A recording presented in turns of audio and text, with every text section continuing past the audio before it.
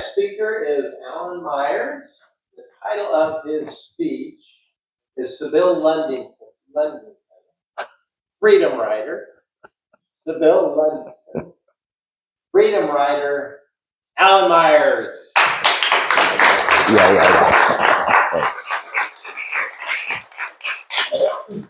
The name is Sybil Ludington. Thank you. Normally, when I give a presentation about women of the American Revolution, I talk about 5 of them.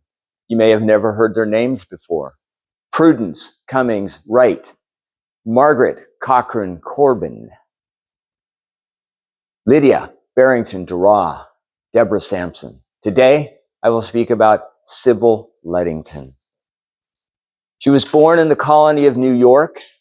She died February 1839. She was the first of 12 children. Yes, 12. Her brave parents, Henry and Abigail Ludington. Her story begins on April 26, 1777. A writer approaches the home late at night. The writer is looking for her father, Colonel Henry Ludington. He is the colonel of the local militia. He also fought in the French and Indian War. The writer tells Colonel, you've got to muster the militia, got to march to Danbury. The British are going to be attacking Danbury. Colonel's got 3 problems. The rider and his horse, exhausted. The rider doesn't know the area, and the militia has disbanded.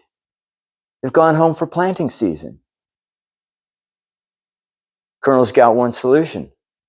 He calls on his oldest child, Sybil, to ride. What I like to do is compare Sybil's ride to a ride that you've heard about, Paul Revere. I'm not taking anything away from Paul. It's just an interesting comparison. Paul rode in April of 1775. Sybil, April of 1777. Paul rode at night. Sybil rode in the dark and the rain. Paul rode with 2 people, 2 others. Sybil rode alone. Paul's job was to get to Lexington and Concord. Sybil's job was to ride the countryside and alert the militiamen it's time to assemble. Paul rode to Lexington to let John Hancock and Samuel Adams know the British are coming for you. He was to ride to Concord to let them know they're coming after the weapons and the gunpowder. He got to Lexington. He was able to warn John Hancock and Samuel Adams. Think about this for a moment. It's April 1775 for Paul. It's over a year before these 2 gentlemen, John Hancock and Samuel Adams, go to the Congress. And eventually, they participate in it, and they sign what amounts to be their death warrant, the Declaration of Independence. Paul made it to Lexington. He did not make it to Concord. He got captured. One of the other 2 riders made it to Concord.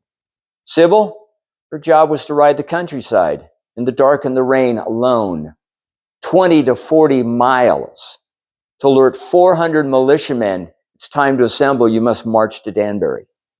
She didn't get home until sunrise, exhausted, soaked to the bone. She got it done on her own. They assembled, they marched.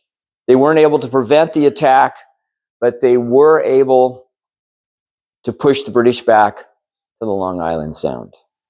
It's a job well done. Final numbers on these 2 rides. When Paul rode, he was 40 years old. What he did not know that night is that he was risking 43 years of life. When Sybil rode, Sybil was 16, and she was risking 61 years of life.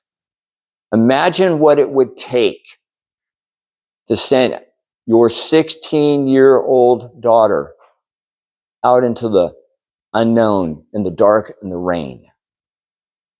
And Sybil did it. I think about that time, and I think about the women I've studied and I've learned about. Every one of them, 1770s, 1780s, they had the perfect excuse to do nothing. It's the 1770s, 1780s were women. None of them gave that excuse.